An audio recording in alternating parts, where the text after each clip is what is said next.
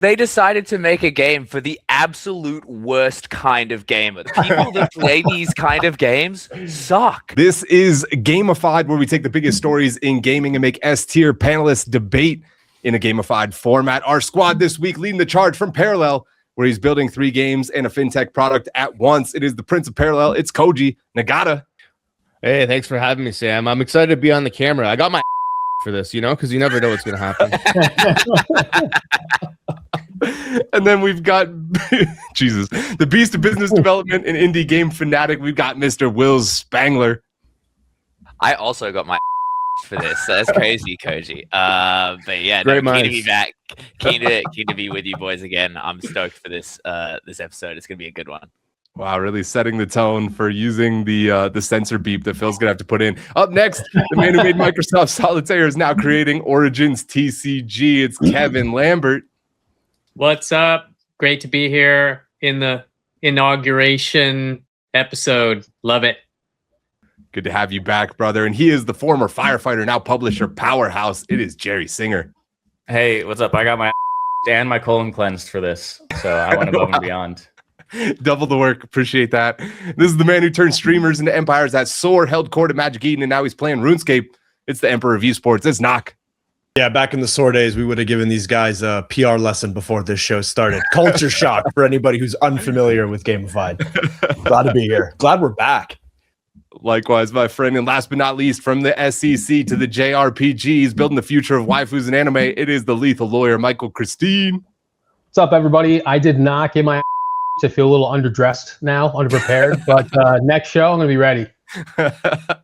And I'm Sam, 5 billion views on YouTube, Wolves Now co-founder and CMO of Remix, and my co-host Lems is in the background helping us have a smooth ride. Let's get into the very first subject. We've got Blizzard surprise dropping a new class for a 25-year-old game. The game mode here is What's the Word? A little bit of an introduction. Blizzard just did something nobody saw coming to celebrate Diablo's 25th anniversary. They shadow dropped a brand new class in Diablo 2 Resurrected, a game that originally came out in 2000.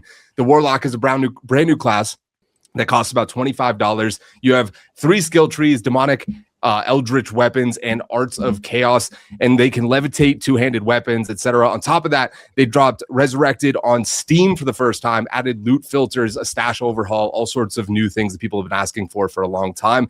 And then they also announced that it's going to be coming to Diablo 4 in April and Diablo Immortal this summer. Competitive players are complaining that the Warlock class is a little bit too strong, but overall, the Steam port is sitting at 89% positive with 1,900 reviews for a 25-year-old game that got a surprise new class. Panelists, what is the word? I'm going to Knock first. Nostalgia, baby. And it pays in a big way. We saw this happen with old school RuneScape. We saw this happen with WoW Classic. You're seeing this now with what is, I believe, a 26-year-old title getting its first major update in 5 years, its first new class in like 20 plus years.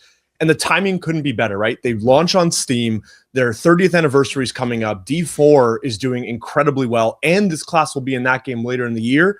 To me, this was just a nod to a diehard community that loves Diablo 2. The timing was perfect. It's available on a new platform. People have increased distribution to the product. People maybe have never played it, are going to dive into a time where more people are flocking to that game, including probably Diablo 4 fans.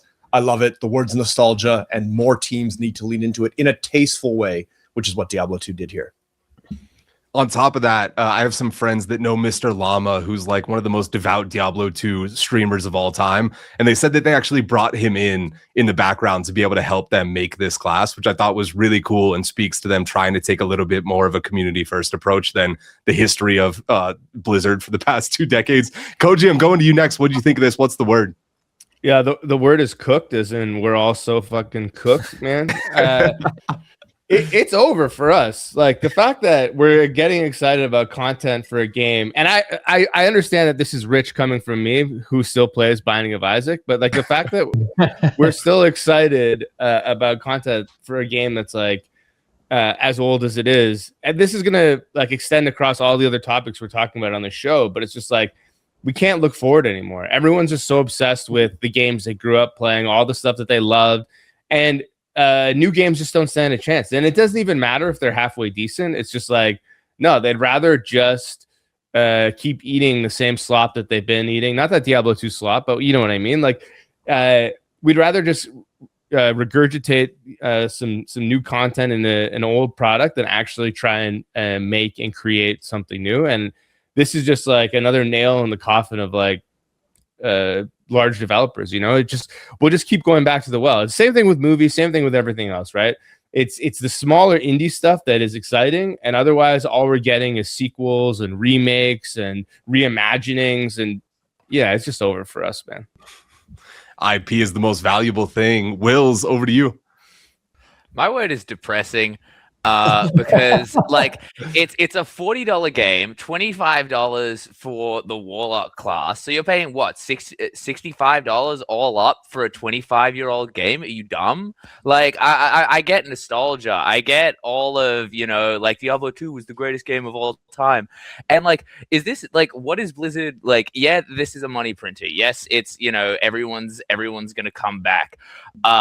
But I don't know. Like there are so many, like as kind of Koji said, you know, there's new games out there. There's people doing newer, exciting stuff with the Diablo formula.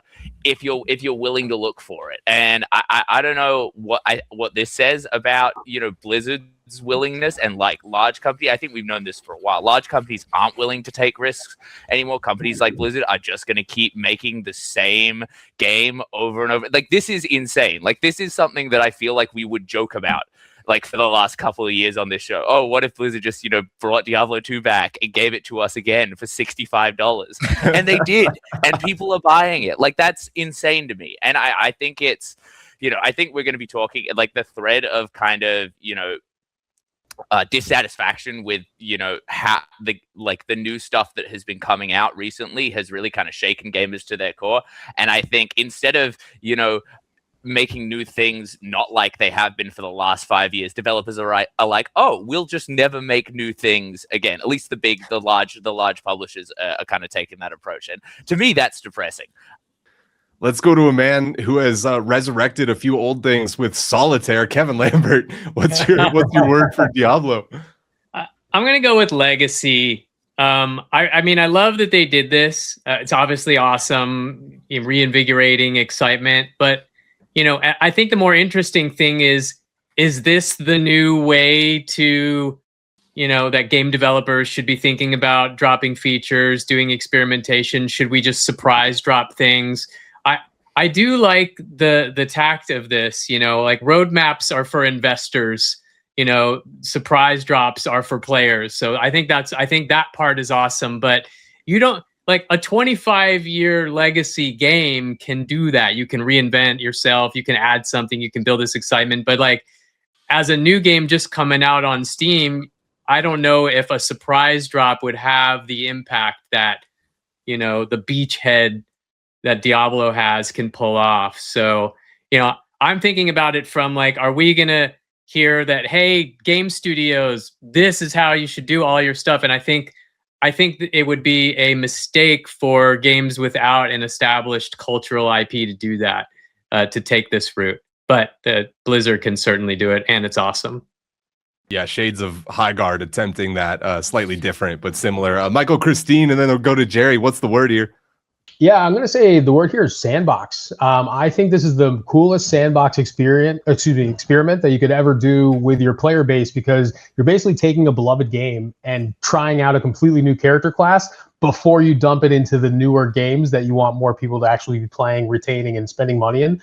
I think it's kind of like a masterclass in terms of how you use your audience, how you use your community, and how you can basically recycle legacy type titles, as Kevin had said, to see whether or not people like it before you try to drop it into the newer titles that you're putting the money behind, the marketing behind, and the spend behind. So I kind of think this is a really smart decision by Blizzard, which we haven't seen too many of those in the last 20 years.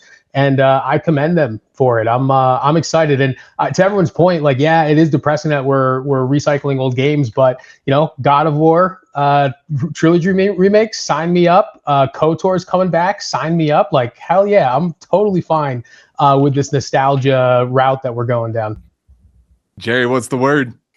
The word is DNA. And I, for one, think that you guys are way off on this. And the people who are like, listen, Diablo has sucked in the internet's like total collective like mind share. Diablo has sucked. Diablo 3 sucked. Diablo Immortal sucked. Diablo 4 sucked. Why did they suck? Because they weren't Diablo 2, right? That they might have been great games. I'm not really a Diablo guy. I'm a big Blizzard guy. Diablo is just never it for me. But like those games sucked simply because they weren't Diablo 2. So you have this company, and most of us are probably here and worked in the games industry or work in the games industry still because we cut our teeth on Blizzard games, right? So you have this legacy company who's going back and adding updates to an old game, which is one of the greatest games of all time, according to most people who play video games, and tweaking it, adding features to it, and going back to the roots of what made Blizzard the company that we all love. And then they lost their identity somewhere along the way in the last like 15 years. And so going back to that, I think figuring out what made things like Diablo 2 great and what made things like Diablo 3 really suck is a really good thing for Blizzard as they're going into this kind of next era of trying to fix the things that sucked with WoW, talking about StarCraft again and talking about adding things to that. I think we all should be really happy that Blizzard is doing things because I think it's them kind of getting back to their roots, figuring out what made us all fall in love with Blizzard and how do they kind of tap back into that. So, I think you guys are all dead wrong here. Shocker, you guys are wrong about the games industry. They're going to need to be careful, too, because if they nerf that Warlock class, someone's going to table flip and create a blockchain or something. Let's go back to Koji. Yeah, I think, Jerry, you made a point, but here's the thing, man. Diablo 2 was like, some people regard it as like a near perfect game. You don't need to be adding shit to it. This is like Lucas going back and editing the guns out of ET, or like putting useless, horribly CGI'd Jabba the Hutt scenes in Star Wars. Like, just it was good. People loved it. Just leave it. You don't. This is unnecessary, and I think it's just ultimately a bit of a cash grab. But dude, lasagna's good, right? But do you want to have the same lasagna every time? Do you want to switch it up every time, right? You know what I mean? Like, do you want to have the exact same thing over and over? Or do you want to have maybe do you want to have the focaccia with little olives on it next time? But whatever you do, don't try a new thing. Whatever you do. I think that's still happening. I think that's still happening. We had Claire Obscura, we got Arc Raiders. Like, I think the games industry is fine. I think you guys are just being classic gamers and complaining about everything. You also do have to make sure that you note that this is only for Diablo Resurrected. So unless you're playing, if you can still go play that classic experience where it can't touch you. The bad man can't hurt you with the new update if that's what you prefer. You just have to have a computer with Windows 98. Knock, I'm going over to you. Yeah, keep in mind that much of this panel is the same panel that will eat up the same 5 IPs from Nintendo 5 times a year every year for the last 50 years. I mean, the Super Mario franchise has 300 core games and spin-offs. Pokemon is now over 120. There are literally 4 versions of the original version of Pokemon. You have it in Red, Blue, Green. You had the remakes in Let's Go Pikachu and Let's Go Eevee. You had the remakes in Fire Red. There's so many titles that just continue to get recycled. But what is not happening here is that this is not a recycling of Diablo 2. This is a product that has an existing audience. This is a product that has a player base who wants new content and has been starved of new content since 2021 because Blizzard has been trying a bunch of new things that didn't work. So now they plan to release this class in Diablo 4, which is, by the way, the most recent launch of the game. Currently live service is being served as an ongoing title. And prior to doing that in D4, they said, hey, you guys are still playing Diablo 2. You love this title. We're going to make that accessible to you. I will never be on board with hating things that a community is asking for. And we're going to talk about this a little bit later in the show. But we saw what happens when you deliver things that communities don't want. This is a net positive. This class will be alive in D4. This is a game that has an existing audience. It's not a returning to the well. It is providing more content to people who want to play the game and are actively playing the game.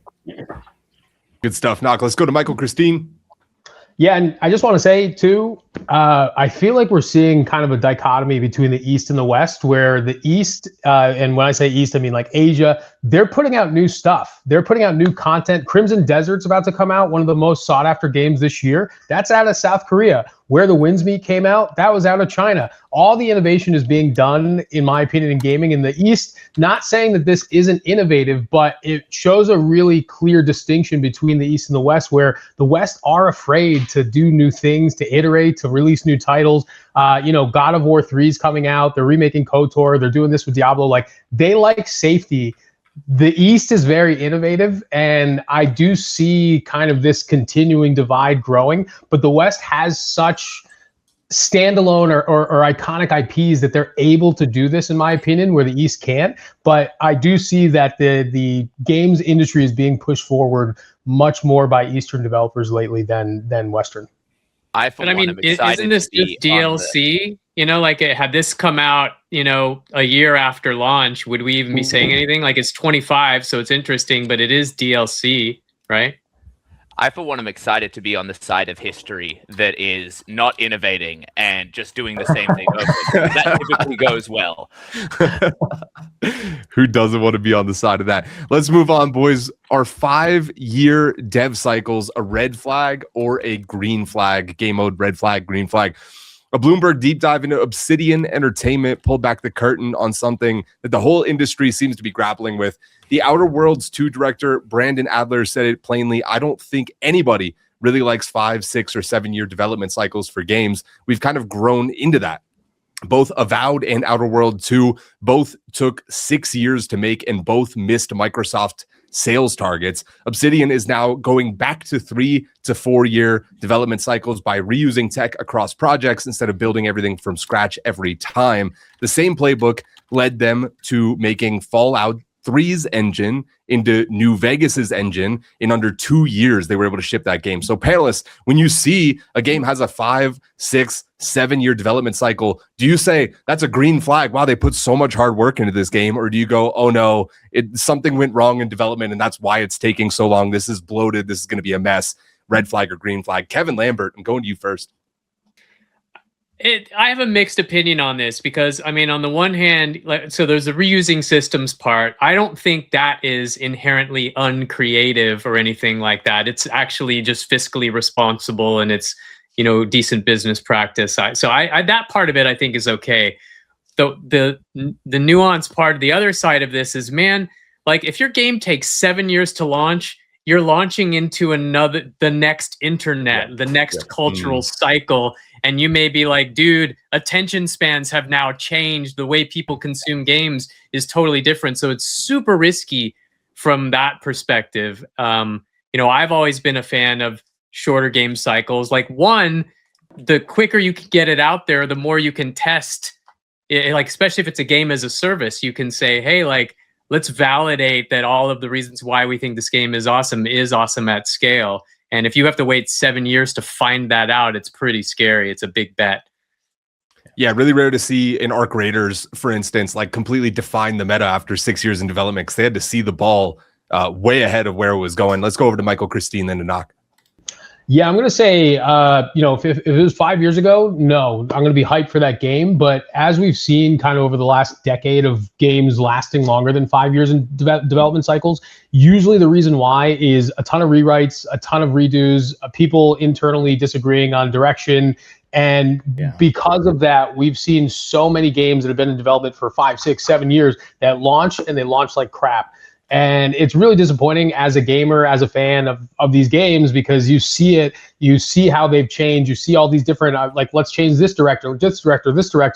And to me, it just ruins the game. So it is the biggest red flag in the world to me now if a game's taking more than 5 years to be developed, especially with all these AI tools that are coming out. And I know that we'll talk about that later on in the segment, but it is a huge red flag just because we've been disappointed so many times. Why would I expect anything different?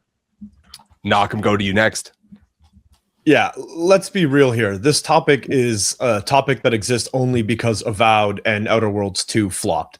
If either of those titles were as successful as Grounded 2, we wouldn't be having this topic. And then it was, should Grounded 2 have had a 5-year development timeline instead of a 3-year development timeline. The answer is however long it takes to make the game is how long it takes to make the game. What matters is that you deliver something that people want. The bigger problem that Obsidian had here is that they have 2 flagship titles. It's Outer Worlds and Grounded. They delivered them both in the same year alongside a new title in Avowed. They launched 3 major launches all in the same year. A lot of those titles have overlapping audiences because people like what Obsidian had been doing in the past with Grounded and Outer Worlds. I think the problem here was the quality of Avowed. It just did not resonate with people. It was a technically interesting game. It looked good. People didn't like it. A similar thing happened with Outer Worlds, but people love Grounded too. They didn't love it because it had a 3-year timeline. They don't know how long it was in development for. They loved it because they loved it. The problem here is when you take too long to deliver a game people don't want. Hytale has been in development for 10 years. Nobody's complaining about that cycle. Will's over to you then to Jerry. Just want to say Skull and Bones. Come on. Yes, Avowed. And what was the other one? The other one was Dragon Age, the Veilguard. So calm down there. Nah, long-term games suck. No, I think a lot of the really good points have been made, especially about like launching into a completely different universe than you had before. But I think the real kind of beat of this is like polish and perfection. Like a lot of people, like, because I work in games, my buddies are like, oh, what do you think of GTA 5 or GTA 6? Do you think it's going to be good? Frankly, I hope it sucks, because I'm so sick and tired of seeing these massive amounts of money being shoved into these projects like Avowed, like Highguard, that have all of the bells and whistles, and completely unravel what a game should be, and take us to this new level. I think it's great. I think it's awesome. I think these things should exist, but I also think that there is such a place for these kind of games that are made in 2 years and are a little bit janky. A game I've been playing recently is Tainted Grail: Fall of Avalon. Awesome game, super buggy, reminds me of Skyrim. That game was made based off of a turn-based card game, and the devs were like, we have a universe here, let's turn this into an RPG in like 2 years. And I think that kind of attitude towards iteration and innovation that the Obsidian team seems to be moving towards, I think that's healthy, and I think that should be encouraged, and that's what's going to allow you to move efficiently in the market and make sure you have demand. Yeah, Jerry, going to you then to Koji. Yeah, every time we do the show, Will says he's obsessed with some new game I've never heard of, which is an amazing skill to have. Shout out to Will's.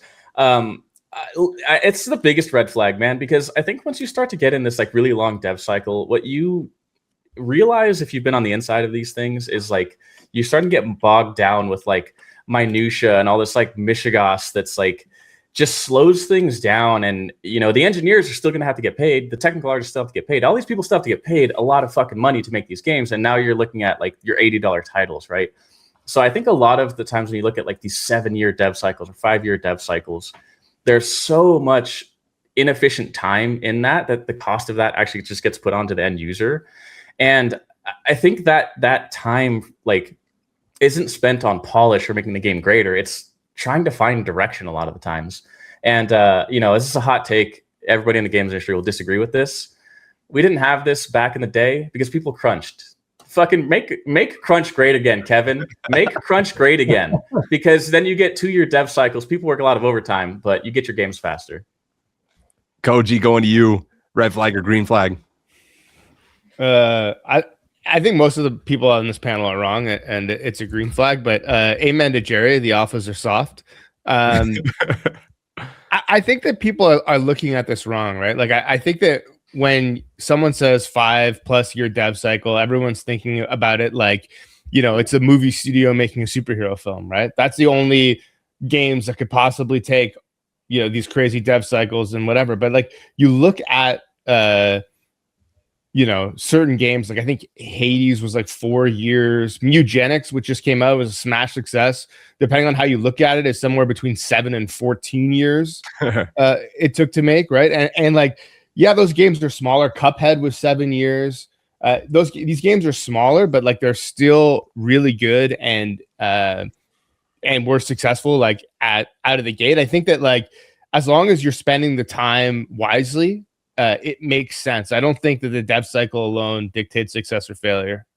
Koji, how many great punk rock albums took 5 years to make, right? The great punk punk rock albums took, like, the great songs on every good punk album took, they came together in a night, right? When people start making 5 years to make an album, that's where you get your bullshit ass rock operas. You know what I mean?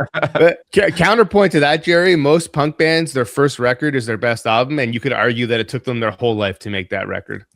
Yeah, I mean, look at Silk Song as a bar.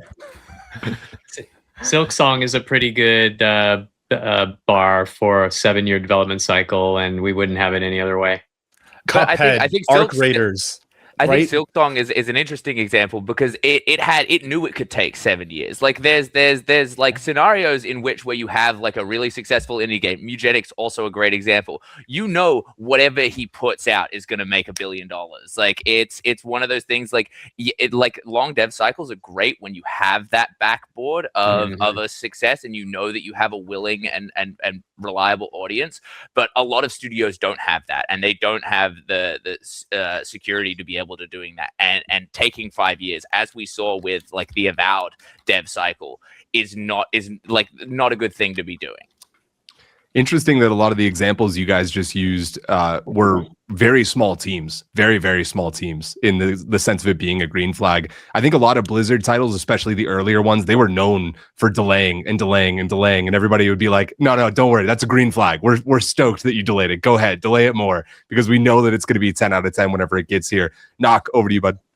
Yeah, I'm itching to get back in here. I mean, listen, this was commonplace, right? Every video game release a decade ago was delayed and there was an unextended timeline. I think the point here is the issue that so many people on this panel and in real life will have is about the outcome of that time, right? If it takes 7 years and you deliver Red Dead Redemption 2, nobody's going to complain. But if you take 7 years and you deliver Black Ops 3, everybody's going to have a problem with it because they've played the game 47 times already and it's not a quality title. I think the issue here is not about how long it takes for something to be delivered. The issue is whether or not that product is good when it's delivered. Silk Song, to your point, Wills, had a base. There was a bunch of people who loved Hollow Knight, but they could have very well delivered a title after 7 years that just didn't hit. Just because they were successful with their first title does not mean a 7-year development cycle was going to ensure a success on that second title. It was a success because the game was great.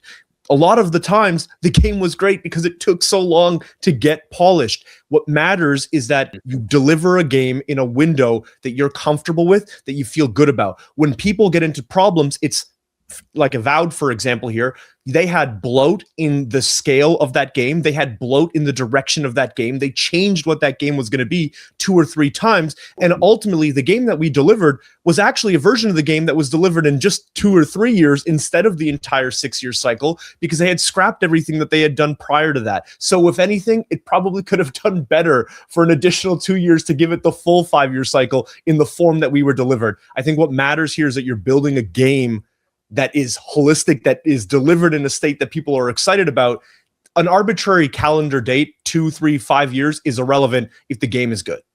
I would agree with that, Knock, but just to kind of like push back, like I agree that the outcome is what matters, but I think kind of what we're trying to talk about in the topic here is how can overextending that dev cycle be counterintuitive to that. Like I think for Avowed, I think that's a great example of at the point, like they were building a game for a different century. I read it, they talked about how they wanted to be a Destiny clone and do stuff like that. That would have been a massive hit in 2016, 2018, even maybe 2019, 2020.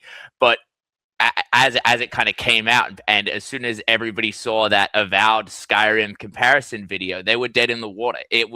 People were itching for it. It decided to go for the Skyrim market instead of the Destiny market, and that market was still dominated by Skyrim, and they failed to even deliver a meaningful counterplay to that. So I think I would 100% agree with you that obviously take as long as you need to make the game, but they're like. I think kind of what we're trying to get at with the topic is like if from the get-go and from like a gamer perspective or a shareholder perspective, how can you really evaluate, are these teams, making proper decisions? Yeah. Can I go ahead? I want to disagree with Knock. Like I think what you do with the time, that nuance really matters. Like nobody ever said, God, I wish they spent 2 more years on that inventory, right? But but the game studios that say, you know what? the game is done when it's done. We're still, tweaking, polishing, and getting it to our bar of success. And you trust that. Like, those are years well spent, usually. You know who hates the 5 to 7 year cycle the most when you're in a situation like Avowed or whatever is the people actually just working on the game, right? It becomes very soul sucking, and it becomes extremely draining to be on this title that doesn't have direction. Things feel bloated, and you're kind of losing the path that you initially set out to make this like next great game. And yeah, I think we can always tell in those moments when like you realize that somewhere along the way, the people developing that game lost the love for it too. And so, I think that's the thing we haven't really talked about here, but some of the people that hate that cycle the most are the people that are working on that title. Yeah, it's a great point. No Man's Skies here, Sam, to maybe wrap this up, is a cautionary tale of a game that decided, let's just ship the game when it's time to ship the game, then took another 7 years building it in real life, and it's finally a quality game a decade after it came out. I mean, now it's considered one of the greatest games ever. Let's go to Michael Christine. I'm going to say Halo Infinite is the tale here. Halo Infinite took 6 years to develop. When Halo Infinite released, it was a game meant for a decade ago. They missed the plot. Warzone had come out. Battle Royales were everything. They completely missed the plot, and it was one of the biggest flops ever. I literally bought the Xbox Series S just to play it, and it was the most disappointing thing ever. And then that Xbox sat as a paperweight forever because I have a PS5 as well. So I'm going to say that is a cautionary tale for making a game, having this long dev cycle, and then releasing it when you're already past the point and you're already an obsolete style of game. And so that's a cautionary tale that we can all take from this. So in conclusion, Knock, you're wrong. Great way to wrap that one up. Topic number 3, 52% of game devs say AI is hurting the industry. The game mode here is ship it or rip it. Now, this is a GDC State of the Games Industry survey, and this is only people that have attended GDC. I believe their sample size is somewhere around 2,600 people. But again, it's only people that have attended the event in San Francisco, so you're definitely going to have some bias in there. But over half of these professionals, 52%, now say generative AI is negatively impacting the industry. That's up from 30% last year and up from 18% the year before. Artists and designers, of course, hate it the most. 64% of them are saying it is no good, and 63% of game designers and narrative writers say it is a net negative. Only 7% think AI is helping. I'll put that in quotes, down from 13% last year and 19%. If you only take a sample size of executives and business operators, they say that 19% is helping. And the publisher behind Manor Lord's Hooded Horse went even further. Their CEO called AI-generated art cancerous and say that if they're publishing a game, there are no AI assets allowed. So panelists, generative AI in game development, as it stands today, if you were controlling the budget or publishing a game, are you shipping it with generative AI as part of that development cycle, or are you ripping it out, meaning that you would not want to integrate it at all? Michael, Christine, I'll go to you first. Yes. I'm going to say this is a take for people who are terrified of technology. And I know that this could be an unpopular take, but what we see over and over, and not just in game development, but in every field, is people are afraid that AI is taking their jobs, and they keep asking questions of why is this being made? Why is this being made? Why is this being made? As if human beings aren't going to continuously innovate and move forward no matter what. I hear it a lot from game devs. I know a lot of game devs now that have been fired because AI has replaced their jobs. Being able to do 3D modeling is faster. Being able to do meshing is faster. You don't need as big as teams anymore. So of course there's going to be people out there who are terrified because now what they went to school for, what they learned over the last 20, 30 years is completely changing. But I personally see it as a good thing because we're going to see a whole new generation of game developers that don't need massive studios, that don't need decades and decades of training to be able to make really, really cool things. And yes, people usually hate on the new thing. People are afraid of like the changing of the guard. But I think we're just in this little transition period where we are going to see the old guard hating the new stuff, but we're going to see so many new people making so many cool creative things that were never possible before without AI. It is interesting that we're seeing this massive productivity boost at the same time that we're seeing a bunch of AAA stuff under deliver, considering the budgets that they were given. Very interesting timing there. Kevin Lambert, over to you. Ship it. I have a hypothesis here. Like, look at who's complaining. It's mostly the artists and the devs. And look, I think that's telling. Like, they are feeling closest to the core of replacement, right? Like, the execs are like, yeah, I love it. But the folks who are worried about being replaced are the ones saying, you know, how bad it sucks. And I don't think players have a problem with it. Natively, I think that they have a problem if there's a trust gap. Like, hey, they can smell it when you say, hey, we're saving money off of development costs by using AI. Players hate that. They can feel it, and so they don't like it being used in that way. But you don't have to use it in that way, right? You can use it to enhance the product. And players would say, oh, you use AI for that? It's cool. Like, no problem. Nobody even had a complaint about AI use in Expedition 33 until they heard that it was part of the development process. And then everybody said, worst game ever, right? So if it's used in the right way, I think it's great. I do think there's risk for developers and artists and the creatives, you know, to be aware of. But if you use it responsibly, I say ship it. Let's go to Wills, then to Koji. Yeah, gamers love to taste developers' blood, sweat, and tears in the game. It really enhances the gameplay experience. But there is something to that, and I think that AI is exciting, and I think it's amazing what we're able to do with it.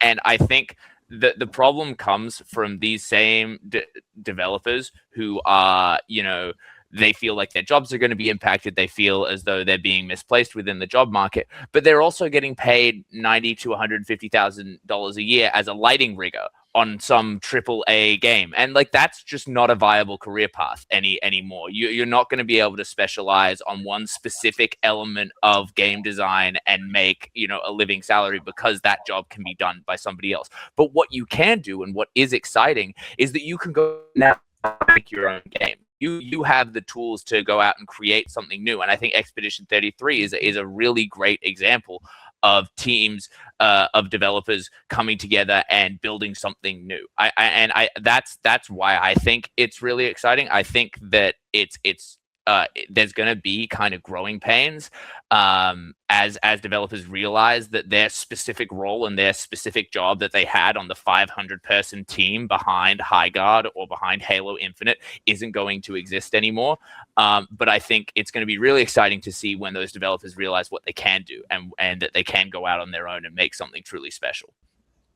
Great take from Wills. Koji, you guys are building not just games that use AI as a piece of the development process. You're building games that literally use AI as a core, fundamental part of the game experience that people are enjoying. What's your take on this one? Ship it or rip it for maybe the broader set of games industry people? Yeah, as somebody whose job might be taken by AI in the future, I'm a big time ship it. I think that the point, like, the question doesn't even matter. You can't put the toothpaste back in the tube. Yeah. You know, it's too late. We have the tools. You might as well use them. And the thing is, you know, at one point, I'm sure putting horseshoes on a horse and like tending to a horse in a stable was like a thriving job, because everyone fucking needed horses to travel long distances. And then the car came and those guys were like, fuck, you know, and a bunch of us now are in the horseshoe business, and we just got to figure out what other business we need to get in. And to rally against it and be like, I don't trust it, and the games are going to be worse and all this. It's crazy, because now you're just fighting the tide of time, which you can never win. So you might as well embrace it and see what you can do with it, and try and do something new and novel and interesting instead of using all those calories to fight it. Jerry, tagging you in, then we'll go to Knock. Yeah, you know, I'm really surprised to see that only 7% of people think that it's having a positive impact on the games industry. And I want to look at this in maybe like two separate ways. I think one is you had all these execs like 4 years ago when ChatGPT first came out and was accessible, who really forced it on to their developers and their artists and their marketing people and said, go use this shit product, right? And like AI was not really a disruptor until really 6 months ago, right? Like I think now we are all probably using it in our workflows, every day, and you see the like quantum leaps that AI has taken. So in one sense, that 7% number makes sense because it was really being forced on people to use for like productivity, and it was kind of a bog. It was kind of a slowdown. But on the other side of that, I'll never like gamers hate AI, right? They just go on Reddit and look at something says like, oh, this game might have AI in it, and they're like, fuck that, I don't want to play it. Fuck these people. And but I don't think people don't think about like what are the positive effects that it could have to the gamer, to the end user, right? What if this makes games cheaper, right? Now you have smaller teams making games faster, and now the cost of delivering a game doesn't have to be $80, it can be $25, right? You can have like these kind of mid-range titles. And so people don't think about that kind of stuff. And I think this could overall be much better for the games industry and like healthier for the end user. Because games might be just legitimately more affordable to go in and play every day. Shout out to Lems in the background saying, somebody please mention that Redditors hate everything. Let's go over to Knock. And I hate myself, but because I go and read what they have to say. Knock, go ahead. Yeah, it's funny to me that Slavic Magic is the guy that we used here as an example of somebody who's never going to ship a title with AI in it. Manor started development in 2017. It's an incredible game, but it would be way better if you could ship the things that you want to ship a little bit quicker as a one-man team. I think that this is being a Luddite, like full stop. It is a great game, but it could be so much better. We could have so much more content to play with. I think what you're going to see here is there is a misalignment of incentives, right? On the side of the studios and the developers, it is clearly we can ship a game at a lower cost. On the side of people who are losing their jobs, it is clearly I'm losing my job. I can no longer make a salary. And on the side of players, it's, hey, I have not yet seen how this plays out. It has not been a tool of any significance for long enough to see how this affects the game market. I think what you'll see is the game market overall will become wider. You're going to see many more smaller studios shipping many more smaller games, and you're going to have a lot more content at your fingertips over the course of the next couple of years. It just hurts right now because when something like this shifts the environment, people feel pain, and today that is the people who are working in these studios. Yeah, Knock, it's an interesting point, and it's a good point. But I think we don't think about like the second and third order effects of things like AI enough, right? And like the example, it's a great example. But if you made horseshoes, right, the car came and you're like, fuck, right?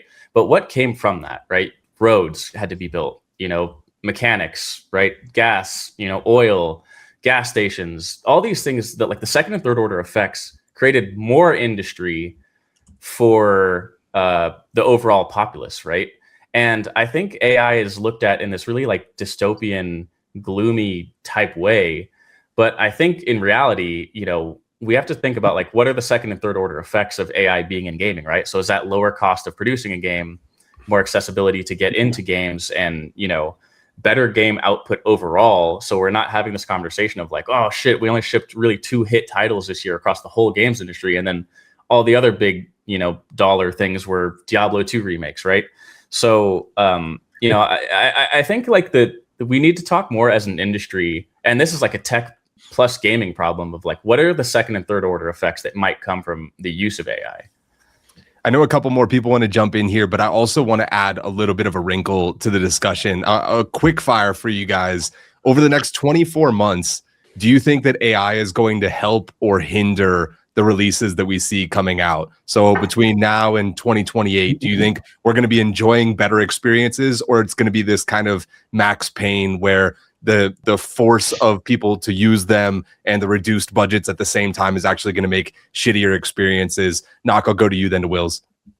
The answer is probably yes. You're going to see teams implement this badly, right? It's a tool like any other tool. And if you implement and use that tool incorrectly, you're going to have really terrible experiences with that tool. And a shitty tradesman will tell you that hammer sucks, but somebody who knows what they're doing uses it every day for 45 years, right? And I think that that's the experience that you're going to see here. You had 2 of the best games of the last decade just released that said that they used AI in their development cycle in both Arc Raiders and Expedition 33. But for every one of those titles, you're going to see 30 titles that look like absolute absolute garbage. I think what you're going to see over the next 24 months is max pain with a couple of sparkles of teams who did it really well. And then in the next 3 to 5 years, you're really going to start to see teams who have got their reps in, who understand how to use this technology, who understand how to implement this within their workflow, ship better games more quickly. There's going to be a lot of garbage in the same way that this has always happened with AI. The minute it gets into the hands of everybody thinks that they can ship a consumer product. Everybody thinks they're a content creator.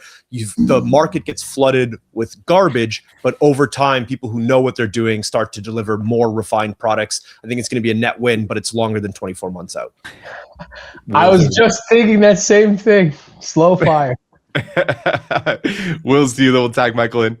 Yeah, I think it's a little naive for us to consider, like, talking about how much of an effect the AI has had, that 2028, like, that we have any idea what 2028 is going to look like. I think the winners between now and 2028 are going to be those that are going to be able to iterate. We just spent half an hour talking about how dev cycles are going to get shorter and shorter and shorter. I think the winners that are going to come out of this are going to be those devs, the 48% of devs who look at those AI tools and say, fuck it, I don't need to work for Ubisoft and make their shitty $100 million game.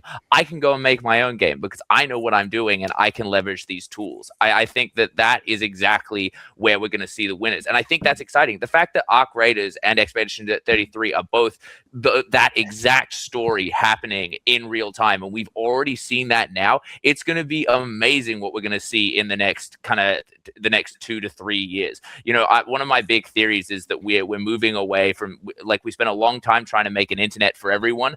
Now we need to make an internet for specific people. I think Highguard is kind of a great example of the last relic of trying to make a game for everyone, but also no one at the same time. I think that AI is going to enable people to make smaller games, more succinct experiences for specific groups of people, so that everyone feels like they have a game that was made just for them. And that's a world I want to live in. Michael, going to you. Yep, I'm going to agree with Wills here in a big way. We are seeing what's happening in gaming, what just already happened to, like, media and news. It's no longer these beautiful pinned up productions in, like, these giant studios. There you see all these news channels switching to the podcast, or even like little, like, YouTube or TikTok style videos, because that's what consumers want. They don't want this beautiful buttoned up, like, we're perfect, we're pristine. They want the quick YouTube takes. They want the quick TikTok takes. That's what's popular. That's what's famous. That's what the internet and social media allowed for. And what we're seeing with AI is exactly that same thing, but coming to gaming, because not everybody wants this $100 million, $200 million production games. Games like the Wizard game from last year, where you could just fire spells that it took, like, one guy to make in his basement. That was one of the most popular games of the year. That wasn't a $100 million game. People don't want these, like, huge titles that's going to take 6, 10, 12 months to play anymore. They want the flash in the pan. They don't care that it's bad. They don't care that it's janky. They just care that it's fun. And I'm so excited to see the slop that all of these high school kids, middle school kids, elementary school kids, content creators, people living in their mom's basement, I can't wait to see the slop they make, because if it's fun, it's going to play. And if it's going to play, people are going to play it. I don't care how much your game costs. If it's fun, I want to play it.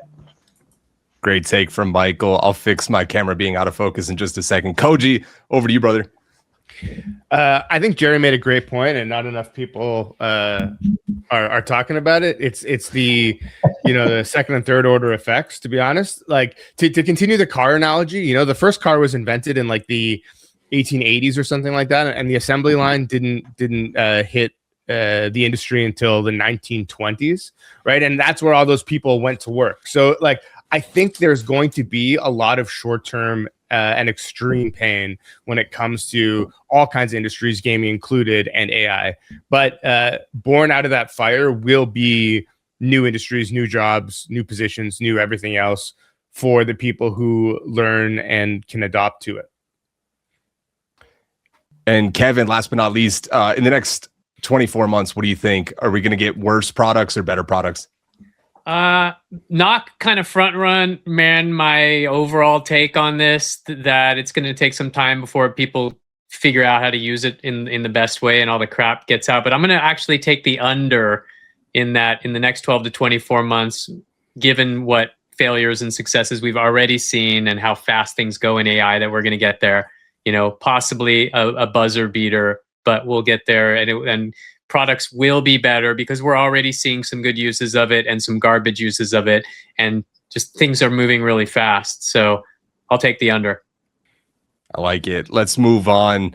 Highguard developers says we should blame streamer culture and potentially the gamers, but the community says that's on you. My question for the panel, who is to blame in this one? And it's a powder keg. Highguard launched in late January. We all know the story. It's a PvP raid shooter from Wildlight, which made Apex Legends. It debuted at the Game Awards, 100,000 concurrent players on Steam at the launch, and then completely cratered 2 weeks later. Right now, it's sitting at about 1,000 concurrent players. A laid-off developer this past week, tech artist Josh Sobel, posted a long breakdown blaming streamer culture and review bombing. He said that the game got over 14,000 negative reviews from the players with less than an hour of playtime, many of whom never even finished the tutorial. He argued that content creators have just as much incentive to lean on negative as preview outlets have to lean on positive whenever talking about games, especially unreleased ones. The internet's response has been brutal. The backlash was so bad he deleted his entire account, but the data tells a complicated story. 1.5 million people played Highguard in its first month. It has a 45% mixed reviews on Steam, but that's 17,500 positive reviews to 21,000 negative reviews. So if you subtract that 14,000 review bombs that were negative of players that have not actually played the game, the rating is actually quite good. In contrast to Overwatch, which has 28% positive reviews, it's actually very good. They showed up, they just didn't stay as Highguard players. So panelists, who is to blame, gamer culture or the game studio? I know a lot of people want to jump on this one. Knock, I'm going to make you sit on it for just a second. Let's go to Michael Christine. It is the game studio. You can't blame gamers for you making a crappy game. There was very legitimate concerns from streamers who did try to play this game and have fun. It was slow. They didn't really have good movement. There was a lot of stiffness with the characters. I played it. I thought, hey, it's cool for a free game. But then also, if you compare it to a free game like Where the Winds Meet, it's absolute garbage. So to try to blame the player base and streamers for you making a product that no one liked, or you just making a product that just didn't live up to what you thought it was going to be, that's on you. And to hype it up the way you did, to then produce this level of product and then be mad that people don't like it, that again is on you. It basically tells me you spent more money on marketing than you actually did making a good game that people like. And to me, that's never the fault of the consumer. That's never the fault of the streamers. It's the fault of you. If it was a good game and so many people played it, they would have kept playing it. But just seeing that drastic fall off or the retention numbers just falling off a cliff that quickly, no one really enjoying it, no one even coming to the defense of the game being like, oh, it's actually really fun. That's on you. That's on the game devs. It's not gaming culture. It's make a better game. I don't know if anybody's willing to take the positive on this one. It looks like maybe Wills wants to give it a shot. Koji wants to give it a shot. All right, let's see it, boys. I'll take it because they decided to make a game for the absolute worst kind of gamer. The people that play these kind of games suck. They're never happy. They're always they're this weird mix of toxic but also not toxic at all. Like they were raised in like a cushion farm or something. It's ridiculous. Like I think that they targeted a market that would hate them regardless of anything. So I think it's double-sided. I think when I watch the videos and the content coming out about Highguard, I hear the way that the people that play these games thinks, and it's absurd. It's detached from reality. It's detached from kind of any sense of like how the game development cycles work. They don't care about how you make your game. They don't care about how hard you worked or whether you cared about the game at all. They just want to play their FPS slot, and like that's like go play Counter-Strike. Like I think if you're a game developer and you want people to care about your game, make a game for people who are going to care, and it's not those people. Let's go over to Knock, who I know is chomping at the bit for this one. Then we'll tag in Koji for another opposing point of view. Yeah, 9/11 players right now is about accurate for the state of that game and that studio. This is their own personal version. Listen, 17,500 positive reviews is 17.5 times the number of people who are currently playing the game. So they obviously didn't have that much, right?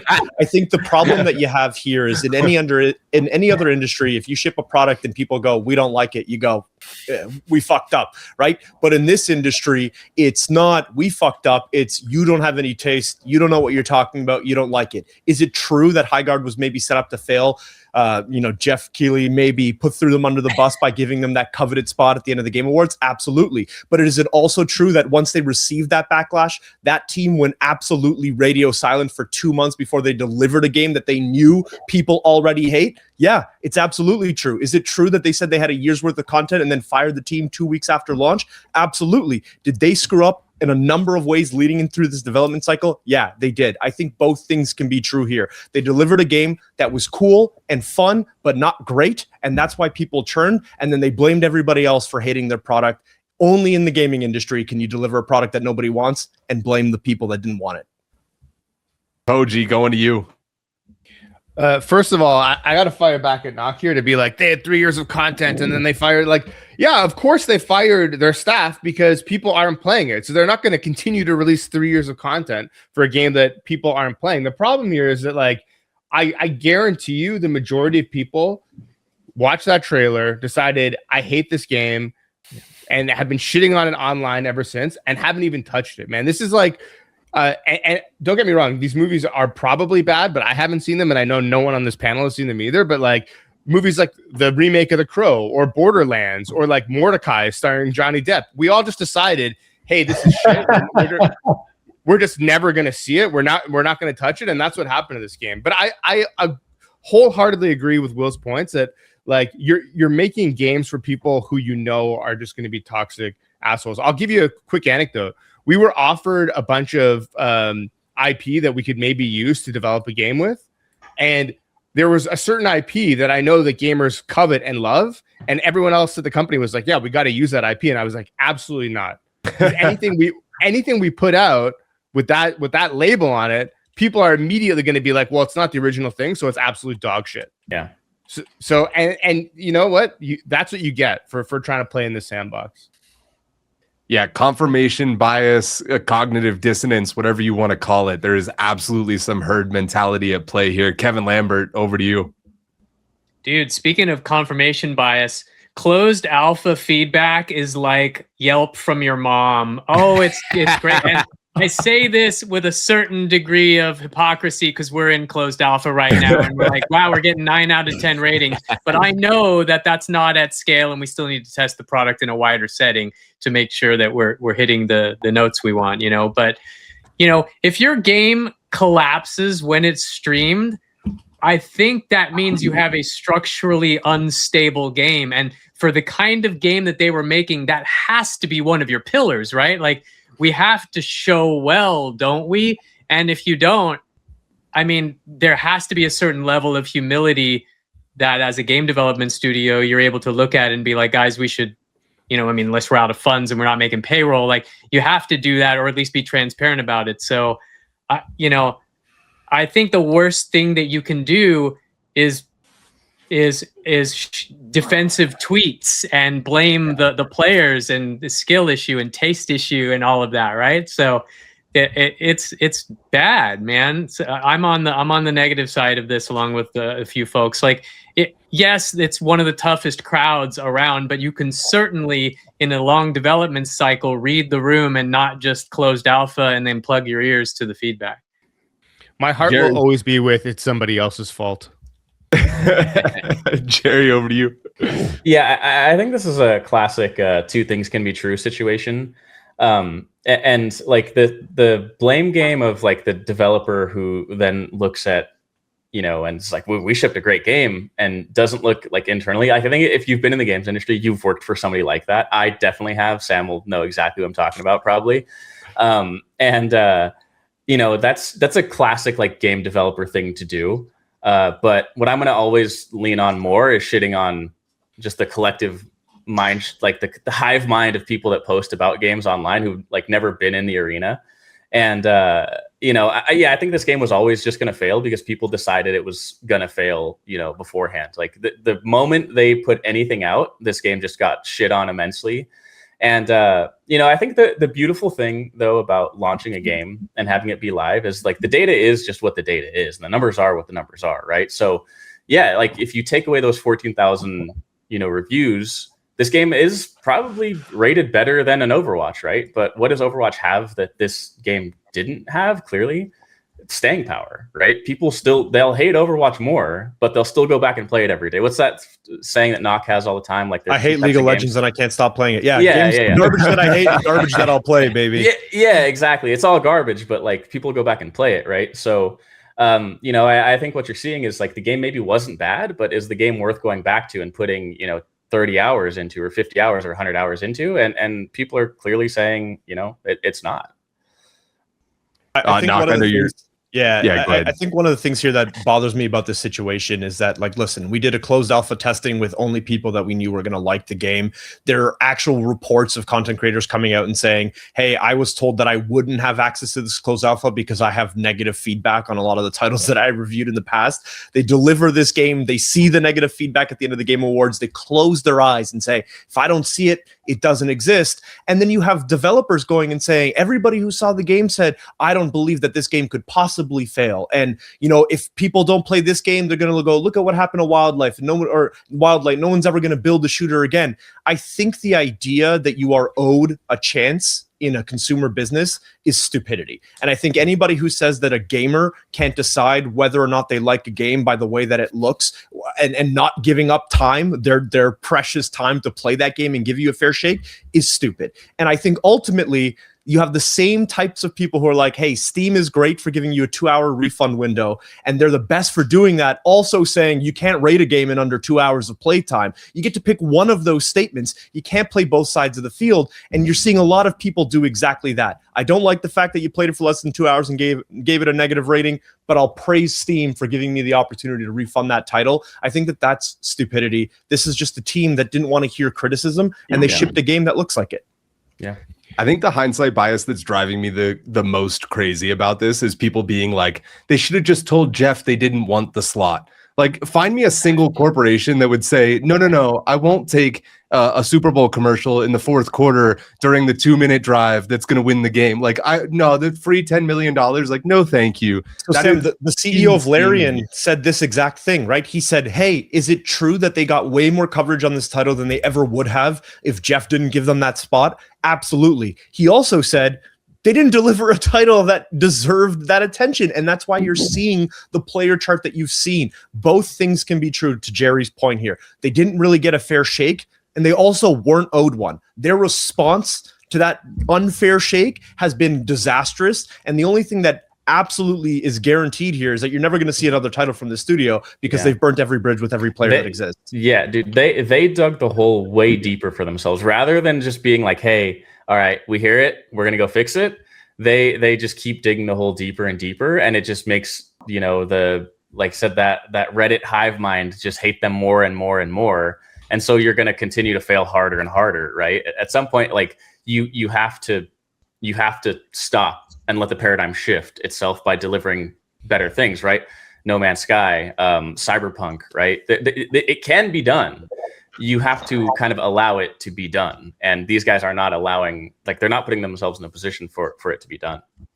I'm going to go transmedia on this one. I think the perfect example here is the Sonic movie. You guys remember whenever they were like, no, we're going to put this on ice for a year and just redo Sonic in the entire fucking thing.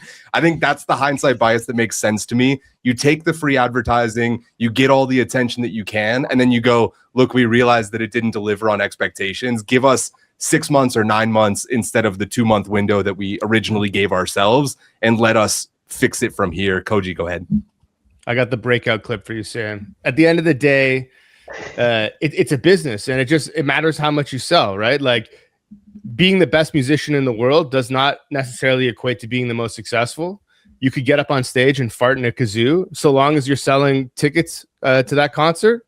You're winning. And I think that's what at the end of the day, that's what it is. Doesn't matter how good your game was or wasn't, or how much you're willing to defend it or not. What really it comes down to is how many copies did you sell? And if it wasn't enough, then it doesn't matter. Are you telling me that Taylor Swift is not the best musician on planet Earth? That's insane.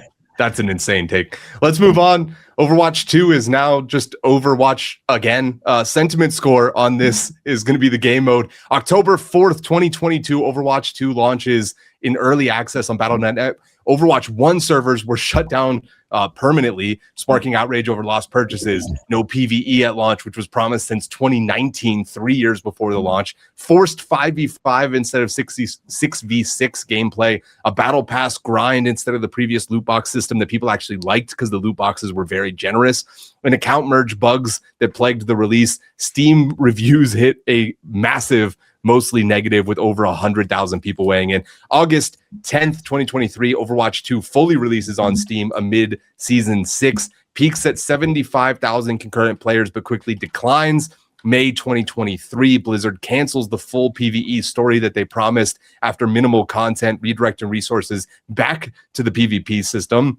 And then in 2025, player count had continued to plummet below 50,000. Now, February 10th, a week ago, Blizzard rebrands Overwatch 2 back to simply Overwatch for the 10th anniversary, launches Season 1 with 5 new heroes at the same time, reworked maps, competitive resets, and a Reign of Talon story arc, and it tripled Steam's concurrent all-time record to 165,000. That's not tripled from that's bad math, but you guys get my point. With that being said, just to be clear, this does not include Battle.net at all. And supposedly Battle.net is an order of magnitude larger than their Steam presence. So you have to imagine that they are pumping some serious numbers. Sentiment score 0 to 10, 0 being I absolutely hate this, 10 being I absolutely love this. Michael, Christine, I see you already jumping the gun. Go for it. It's a 10. It's a huge 10. It's a big apology to every gamer who hated Overwatch 2. They're refactoring the code and giving gamers things that they've been asking for years. I see this as like Blizzard's coming to God moment of being like, oh, wow, maybe we should actually listen to our player base and give them what they want, and we won't stop tanking the way we have been over the last 10 years. And they're finally doing it. It's like whoever got fired and got a job, like give that guy an immediate promotion right now because they're making all the right moves.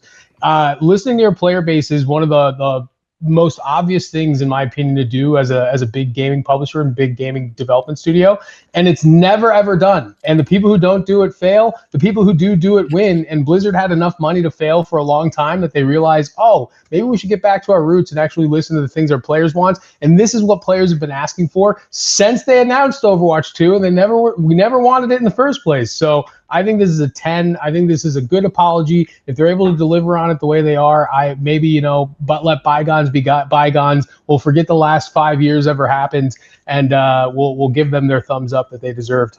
Let's go to Jerry. Jerry, what's your sentiment score on this one, brother? Yeah, I'd say it's up there too. Probably like an 8. I think something happened. They changed the water filtration at Blizzard, and all of a sudden these guys decided to start caring again. And yeah, man. Yeah, I think Michael said it best, right? Like nobody asked for Overwatch 2. People really enjoyed Overwatch 1.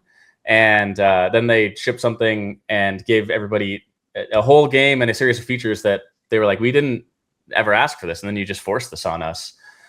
So yeah, I think Overwatch will always have this stigma of like the same way we talk about No Man's Sky, where we go like, it's good now, but it sucked then. Like, I think there will always be things that people look at about Overwatch and be like, well, it sucks because it's Overwatch, or we hate it, but we still play it all the time, right? But yeah, I mean, I think that you can't knock some of the things that Blizzard is doing. And, I think across now a few different titles, I really like the direction that Blizzard seems to be going in. And yeah, I haven't played Overwatch in forever, but, I don't know, maybe we'll, I'll get Lems off Arc Raiders and we'll go play a game or something. I'll still just play Mercy and follow people around. Or I'll play Moira and never switch to heals. I'll just do damage only. Being a Mercy main as Jerry is the most. I was going to say, thing. Jerry being a pop Mercy is the funniest thing that I could possibly have heard over the course of the show. Wills, I'm going to you. What's your sentiment score on Overwatch, period? Yeah. Look, I think all of this stuff is fucking indie guy over here is gonna. Yeah, no, actually though, like, what? Who are these Blizzard fans? I want to meet these people that like this is what they wake up every morning and get super excited about as they recount their Funko Pops. Like, you're just younger than us enough for you to like. I know why you say this, and I don't blame you for saying this, but you didn't get the Blizzard that the rest of us got. I get it. like I get loving good games, and I think that it's exciting. I loved playing Overwatch at the start as well. I have played these games. I get the excitement, but it's honestly it's to the point that Michael made at the start of the show. At the largest, like arguably the most successful or one of the most successful American games companies is not innovating. That is not good. That is kind of terrifying for where the market is going, how these companies are going to adjust. The same people that are I would wager it's a lot of the same developers who are pissed about AI and how it's going to affect their workflow are the same developers that want to keep making Diablo 2 over and over again, or the next Overwatch. And these things, like, sure, it's breathing a little bit of life back into this old game, and I think that that's good for Blizzard for the meantime. But is it going to save the Microsoft kind of gaming vision that is in the absolute gutter right now? Absolutely not. My sentiment score is like a 3. Knock, I'm going to you next. What's your sentiment score for this one? 3 is wild. This just in, gaming panel hates games. I don't know, man. Like, this is what's crazy to me. Like, okay, listen, Overwatch delivered a title in 2016 that everybody loved to play. They delivered a version of that game in 2022 that nobody wanted, and now they're going back on all of those stupid changes and saying, "Hey, we heard you. We fucked up. Let's make a change to what you like." You know what's going to help the Microsoft gaming division? People playing their games, and the path that they were going down was making people run away from their titles. I think ultimately what you've seen here is studios who have made mistakes historically are starting to change that a little bit. Listen, Blizzard, hey, if you were a little less greedy and you delivered us content we wanted to play, we're going to play your games. The same thing can be said about Riot. Hey, if you gave games like Hytale and 2XKO a little longer to flush out, maybe we would have played those games for a decade. Hey, Ubisoft, if you just dissolved and stopped delivering titles at all, we would love you for it, right? These are the sort of things that people want to see. But when studios listen to gamers, they deliver products that gamers want to play. The idea that you're looking at a decade-old title and saying, hey, you should change everything, is exactly what got them into the problem in the first place. They looked at a title that was 8 years old and said, now it's 2, now everything you love about it is gone, and now they're back to the same place they were 3 years ago, and they're better for it. Koji, you look moments away from an aneurysm, so I'm going to put that going to you. Yeah, this panel is the reason we got the Snyder cut, man. It's just like, yeah, let's just let the fans dictate all of it, right? Like, why innovate anything? Just give the people the slop that they want. And I can't wait in 10 years from now when Overwatch has a Warlock class in it, because that's just going to be so exciting. I hope we're still fucking doing this show. The problem here, better. The problem here is, like, I understand, like, give the people what they want to a certain extent, but listening to fans, it can also be toxic. Yeah. Like in a card game, it would just be, give me a 1 mana, I win the game, and the rule is only I can have it in my deck. That's what the players actually want, some of them, but like actually doing it would make the game so much worse, and I'm not arguing for Overwatch 2 being better. What I'm arguing for is allowing companies to try things without being like, oh, no, let's just put it back because, people are crying. Well, I think there's a balance to it, though, right, Koji? It's like they didn't give them what they wanted for 4 years, realized, all right, that is not working.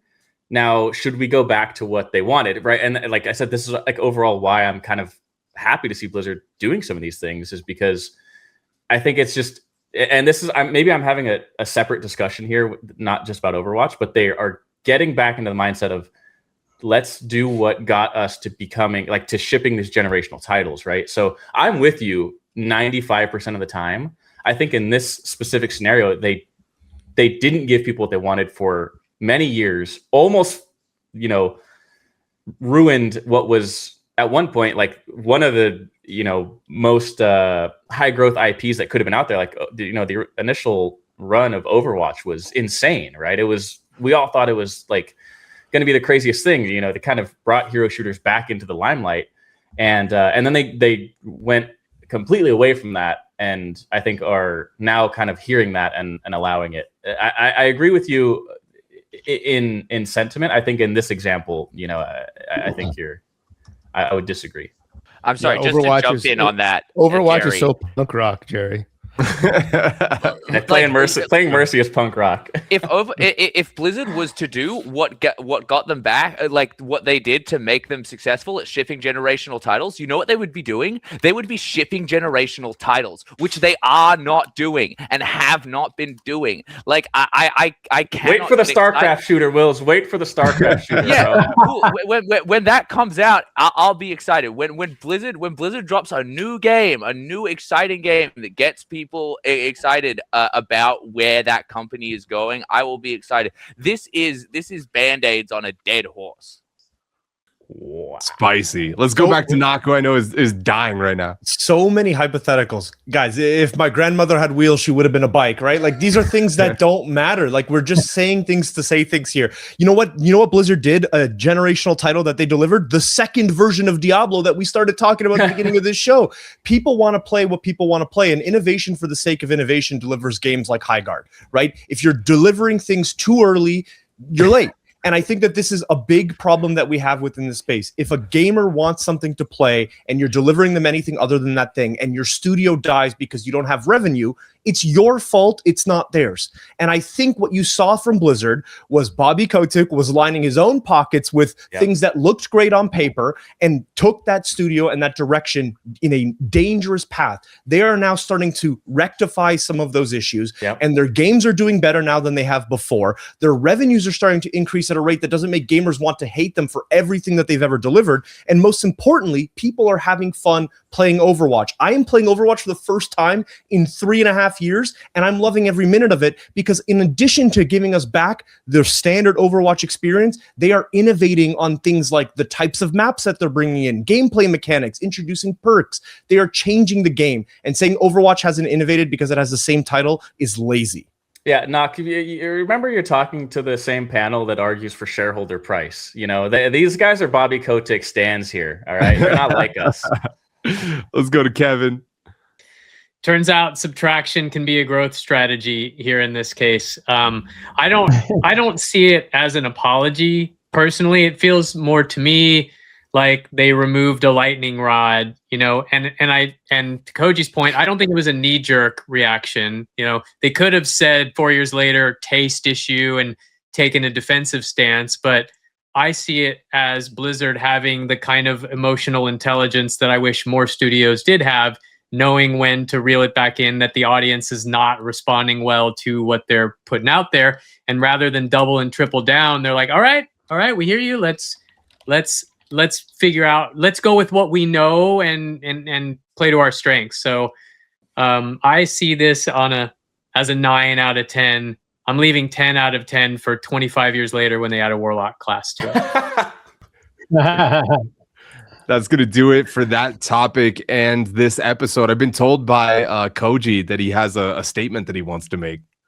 Oh, no, I just wanted to say that I think that if this episode has taught me anything, it's just that, like, I think the games industry is gonna go the same way as like all other entertainment industries, like movies and everything else. It's just like people are gonna pay one time $12 for like some slop game that they're gonna play for like 2 weeks and then move on to the next thing. Especially as AI sort of gets its talents in there. You know, like people are gonna be able to create things so fast that they're gonna be on to the next, on to the next, on to the next. And I think that the next time we see a generational title is gonna be, you know, years, maybe decades.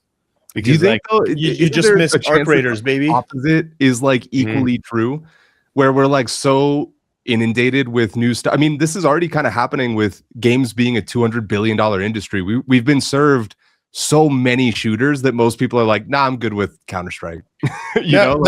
But think about movies, music, TV, right? There used to be a point where like you could rattle off like 10 artists, 10 TV shows, 10 movies. Everyone had seen all that stuff. Everyone had listened to all that stuff and whatever. And then like for someone to be like, yo, have you heard of Pavement or whatever? Like most people would be like, I don't know what the fuck you're talking about. Right. And now I think you could ask anyone on this panel for their, 10 favorite bands. And one of them would be a band you'd never heard of. Right. And the same thing goes with all the other stuff. Like the monoculture ubiquity is going to be gone. And I think it's going to be gone from gaming too. people are just going to like find their corners, retreat to those corners, and that's going to be it. And it's not going to be these giant monoliths that are like dominating. You know, GTA 6 is probably going to be the last one.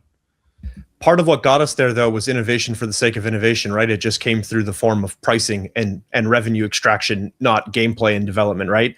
Part of what makes so many games so dangerous for people to play today, and the reason why so many people are upset with the state of the video game industry is because, hey, we were making a bunch of money, but what if we created really innovative ways to make a bunch more money? And then you got 54 versions of Bobby Kotick running around, extracting every single dollar from every player who's ever played a game, and now you're having this retrieval or this reversal back to the way that games used to be. I pay for the thing, maybe you give me a couple of loot boxes that I can open, and I'm excited about it, but it's on my own terms. And I think that the reason why we got to where we got was innovating for the sake of innovating. It just came from a dollar perspective instead of a gameplay mechanic perspective.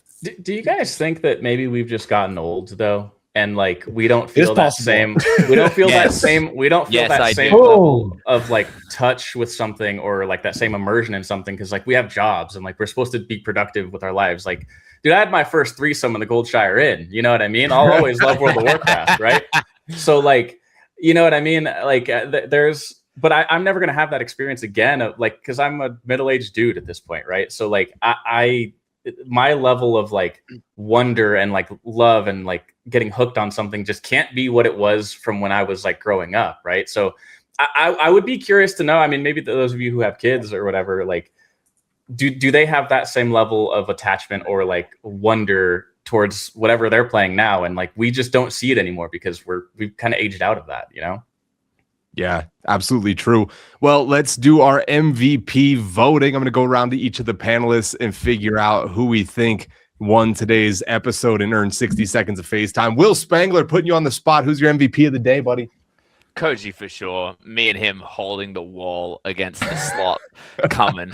I'll stand with you, brother. Koji, who you got? I'm gonna have to go Will's, right? Like we held strong on every other topic. We got to hold strong on this one. There are a few other people who I'd like to vote for oh my god, MVP, but because of all of the horrible takes of that last topic, I just can't do it. A little bit of quid pro quo from the boys. Jerry, who you got? Fuck, I don't know. It's tough. Well, yeah, no, I'm not Dub. Get out of here. I would say Will's, man. Will's. I disagreed with almost everything he said, but you know, he at least you know, backs it up, and he's passionate, and he's wrong a lot, but I love the level of passion with which he's wrong. my real MVP is Oliver for not showing up so that Garrett could be on the show. Yeah, bum ass Oliver, dude. Shout out to Ollie. Kevin, who you got for MVP today, bud? I'm going to throw it Koji's way for holding the line on keeping the creativity and saying screw what players want. I like that. Knock, over to you. Yeah, for a very similar reason, I'm giving it to Will's. I too love people in the gaming industry who hate games and the people who play them. So Will's, I appreciate the willingness to go to battle and the willingness to deliver some actual sensible arguments, but you were wrong today. And last but not least, Michael Christine, who you got? I'm giving it to Jerry. You know, he got called up off the bench today, and this man just put in an MVP like performance. So I got to give it to Jerry. I thought his takes were great. Will's, you almost got it just for the comments you were making that no one else can see. But for the audience, I got to give it to Jerry. I think that means our MVP. Hold on. Just I think that we should give the 60 seconds to Knock, because everyone else on this panel likes rehashed old bullshit. So like, you know, why change anything now? Oh, so let's give it to the guy who's still playing RuneScape. Keep in mind, the most popular MMO around right now. It's not true, man. We've apparently Chapel Roan times. Will Chapel Roan is a huge RuneScape player. Did you see that article? She's got taste. Anyway, go ahead, Wills. MVP, 60 seconds of FaceTime. Will's on episode number 1 of the Resurgence of Gamified. Take us away, buddy. No, I haven't got too much to say. Just that I'm absolutely stoked to be back here. I think that these kind of conversations that we're having, and actually addressing the issues that are going to move this industry forward, and having these conversations is going to be super important. We talked about the kind of 18 to 24 month kind of time window, how gaming's going to change. I think we're going to see massive changes, and I think it's important that conversations like this are being had, and I'm very lucky to be able to have those conversations with you guys, so thanks. Grateful to have you back, brother. It's been an amazing episode, and we'll be back same time, same place next weekend for another episode of Gamified. Thanks, guys.